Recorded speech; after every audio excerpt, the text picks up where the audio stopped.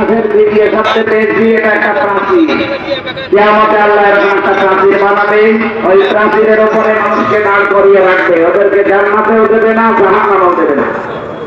সাহাবীরা বললেন, হে নবী, ওদেরকে জান্নাতে দেবে না, জাহান্নামে দেবে না, কারণ কি? বিশ্বনবী বলেন, এই মানুষগুলো পৃথিবীতে দিন কায়েমের জন্য আন্দোলন করেছে, একামতে দিনের জন্য, এই জন্য আল্লাহ তাদেরকে জাহান্নামে দেবে না। তাহলে আজ থেকে প্রমাণ হয়েছে, রাসূল সাল্লাল্লাহু 10 নম্বর আয়াতে আছে, যারা এই পৃথিবীতে দিন কায়েমের জন্য চেষ্টা করে, একামতে দিন, তাদেরকে আল্লাহ আর যাই হোক জাহান্নামে দেবে না। বলেন আলহামদুলিল্লাহ।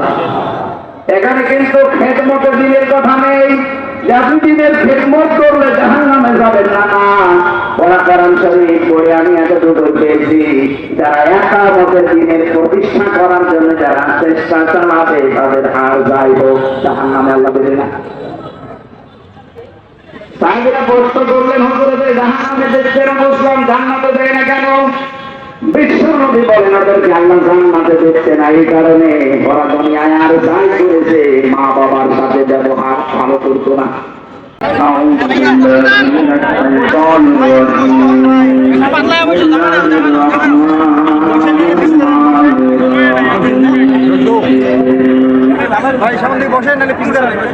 الذين يتبعون الرسول النبي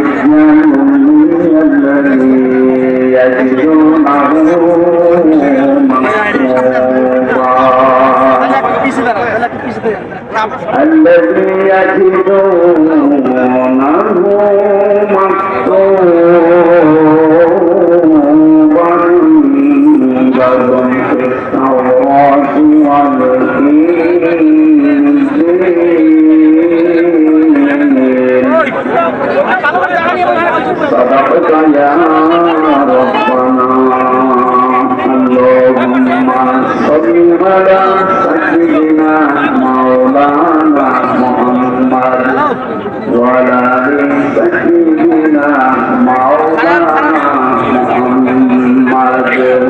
আলহামদুলিল্লাহ।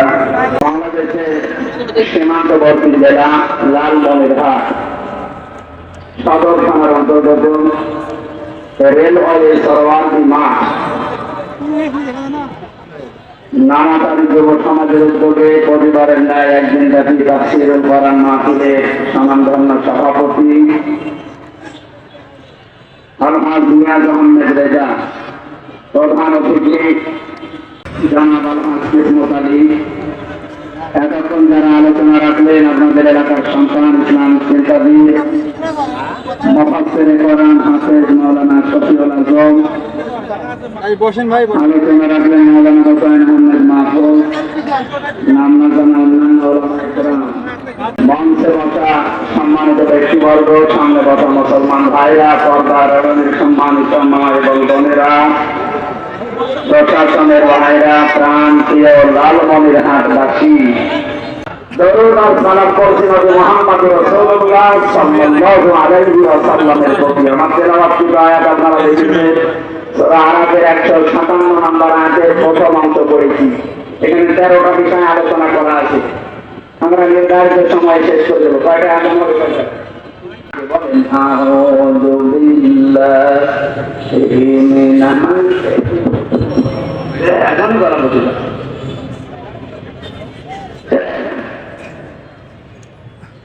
বিসমিল্লাহির রহমানির রহিম الذين يتبعون الرسول النبي الأمي الذي يجدونه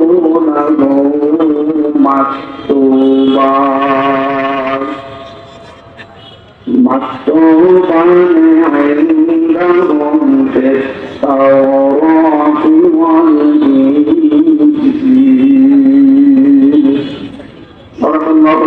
তাফসীর করার জন্য এটা প্রথমে 5-6টা বিষয় বলা লাগে, যারা আগে ছিল ওরা হয়তো বলেছে। নামকরণ কি, এছাড়া কেন নামকরণ করা হয়েছে, ঐতিহাসিক প্রেক্ষাপট কি, সামাজিক কি, বাস্তব শিক্ষা কি, এরকম বিষয়গুলো আগে বলা লাগে। আমাদের সময় নেই, সব বাদ দিয়ে দিন। নামকরণটা শিক্ষা আছে কয়েকটা, 5টা শিক্ষা আছে, আমি একটা বলছি। আর বাংলাদেশ সহ বিশ্বের বহু দেশে এখন এই শব্দটা নিয়ে ভেজাল চালানো হচ্ছে। যারা বলে মারের ভোট, মারের ভোট, এটা মারের ভোট না, এটা মাইলের ভোট। মারের ভোট বলে কিছু নেই। কিসের মারের ভোট?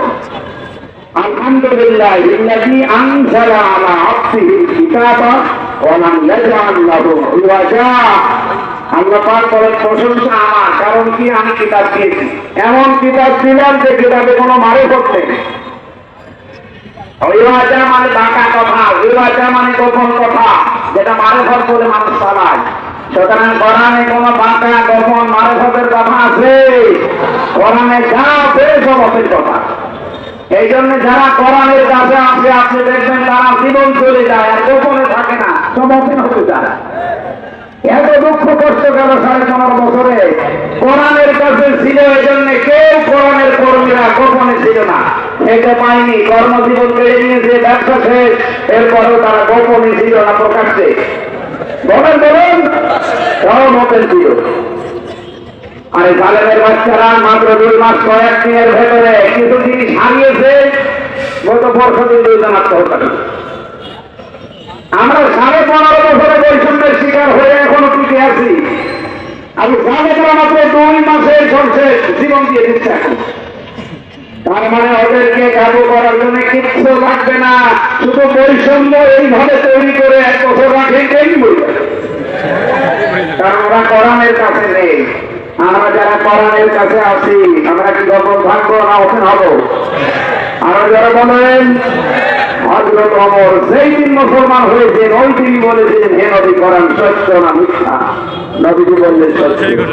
উনি বললেন সত্য জিনিস গোপনে হবে না। আপনি আমার অনুমতি দেন, আমি কোরআনের পক্ষে একটা ওপেন মিছিল দেব। উনি মুসলমান হলেন কোরআনের কাছে আসার পরে ওপেন হয়ে গেলেন। আর আমরা অনেক আলেমকে 15.5 বছর দেখলাম কত হুজুর গোপনে আছি। কাজটা মনে কি কিসের গোপনে আছেন আপনি?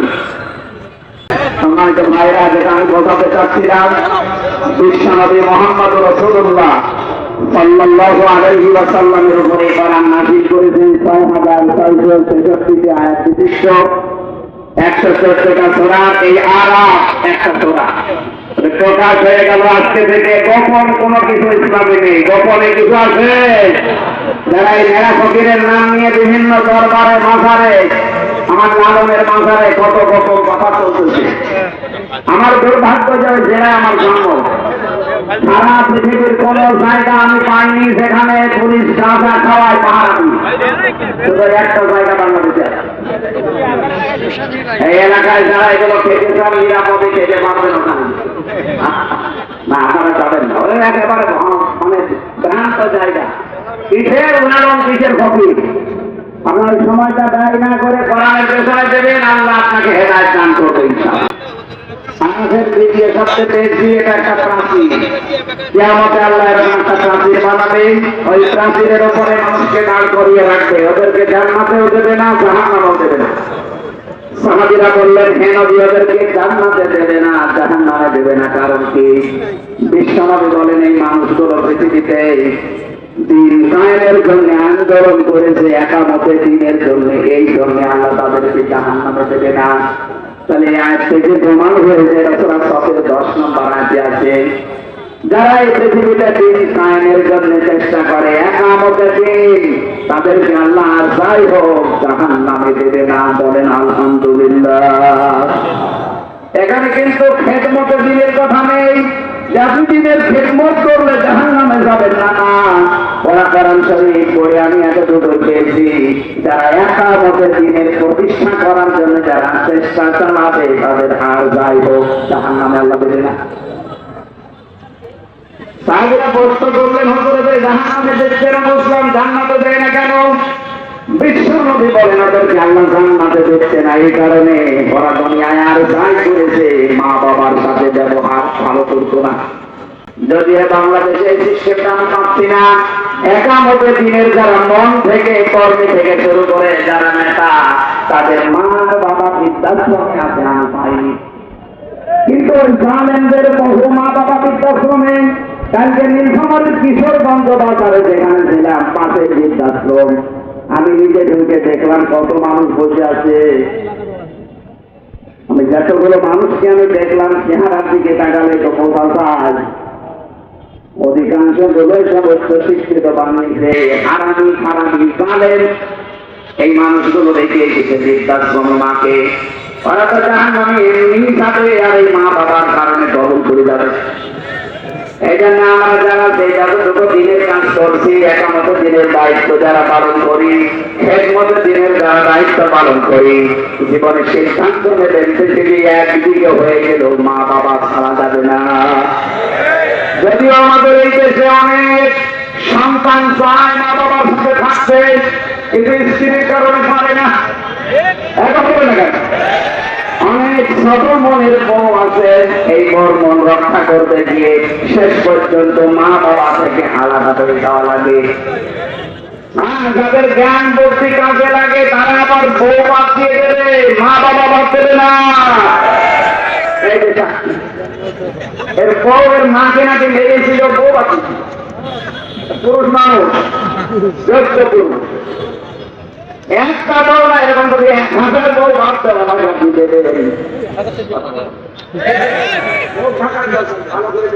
আপনাদের এখন যদি থাকে ওনার সাথে মেয়ে মাওলানা করছে সেনায় যেতে পারি। এইরকম বউ শুধু না হাজারো মানুষের বাড়িতে আছে। এবার বলবে না কেন? আমি নিজে জানাই, আমি নিজের মন থেকে কোরআন সামনে নিয়ে বলছি, আমি আমার শ্বশুর শাশুড়িকে সেই নজরে দেখি। বাংলার বউরা যদি আমাদের মা বাবাকে ওই নজরে দেখতো, এদেশে কোনো ছেলে আলাদা হতো না। বৃদ্ধাশ্রম এটা তো মানে প্রশ্ন আছে না, বৃদ্ধাশ্রম বানানোই তো চাইছে। অথচ এখন বিভিন্ন জেলাতে থানাতে এখন এটা আরম্ভ হয়ে যাচ্ছে।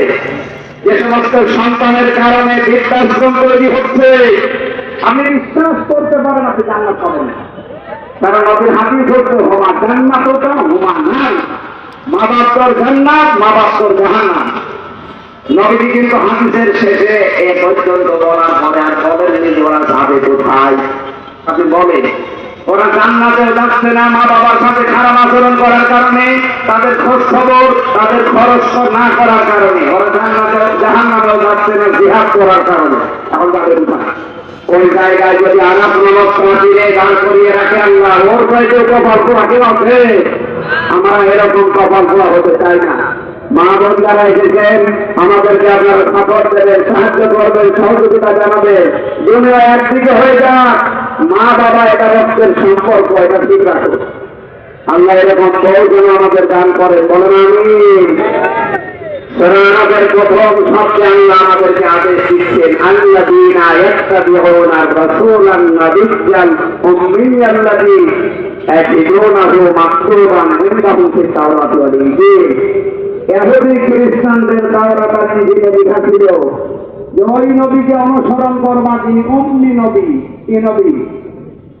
আমি ব্যাখ্যায় সামনে যাচ্ছে। 2 নম্বরে নবীর প্রথম পরিচয় দিয়েছেন, এমন মানুষকে তোমরা দুনিয়ায় অনুসরণ করবা যিনি প্রথমে রাসূল। কি জবান করে বলেন তো, আমাদের নবীর প্রথম পরিচয় তিনি রাসূল। তিনি কি? তিনি কি জন্ম থেকেই রাসূল? না, 40 বছরে তিনি রাসূল হয়েছিলেন। যেটা পাওয়ার পরে তিনি রাসূল বলে স্বীকৃতি পেলেন, তার নাম কোরআন। এটা পাওয়ার আগ পর্যন্ত তিনি পুরা আরব জাহানে রাসূল নবী কেউ বলতে পারে। কি বলতো? মুহাম্মদ ইবনে আব্দুল্লাহ আল আমিন আসফাদি, এই নাম ছিল তার। সুতরাং উনি নাম পেয়েছেন 40 বছর বয়সে, প্রথম নাম যে তিনি নবী, তিনি রাসূল। এখান থেকে শিক্ষা কি? বাংলাদেশে আজ অনেকেই বলে আমরা নবীওয়ালা কাজ করছি। না, আপনার নবীওয়ালা কাজ হচ্ছে না, আপনার হচ্ছে মুহাম্মদ ইবনে আব্দুল্লাহ কাজ। নবীওয়ালা কাজ তো ওইটা যখন রেসালাতের ঘোষণা আপনি কোরআন হাতে দিয়ে দেবেন, ইয়া আইয়ুহার রাসূল বাল্লিগ মা উনজিলা ইলাইকা মির রাব্বিক। হে রাসূল, এতদিন আপনাকে আমি রাসূল বলে ডাক দেইনি, আজকে দিলাম। কারণ আপনাকে আমি যেটা দিলাম এটা আপনি প্রচার করেন, তাবলীগ করেন। এই আয়াত থেকে প্রমাণ পাওয়া যায় তাবলীগ করা লাগবে মা বাবার না কোরআনের? আরো জোরে বলেন। আমি তাকান এবার বিশ্বের দিকে, যারা কোরআনের তাবলীগ করে তাদের বাধা আছে না নেই? কেন আছে? আল্লাহ বলেন আইল্লান তাফাল ফামা বাল্লাগতা রিসালাতা। এই কোরআন যদি আপনি তাবলীগ না করেন, প্রচার না করেন, রিসালাতের দায়িত্ব যেন আপনি পালন করেননি। আল্লাহু ইয়াসিমুকা মিনান নাস। আমি জানি এ রাস্তায় থাকলে আপনার বিপদ আসবে, মুসিবত আসবে, চক্রান্ত ষড়যন্ত্র আপনার বিরুদ্ধে হবে। অবশ্যই এটা মোবারে বর্তমান ভবিষ্যৎ প্রেজেন্ট ফিউচার। কা মানে শুধু আপনি একা না, যদিও কা দিয়ে মোহাম্মদ রাসূলুল্লাহর উদ্দেশ্য তাফসীরে ফিরআলি ফরানি আছে, কা দিয়ে কিয়ামত পর্যন্ত নবীর উম্মতেরা শামিল করে বলেন আল্লাহু আকবার। এই কা দিয়ে যে নবীর উম্মতরা শামিল, এর একটা সূরা ইউসুফের 108 নম্বর আয়াতে কুল হাযিহি সাবিলি আদউ ইলাল্লাহ। এভাবে বলেন এইটাই আমার কাজ, আমি মানুষকে আল্লাহর দিকে ডাকি।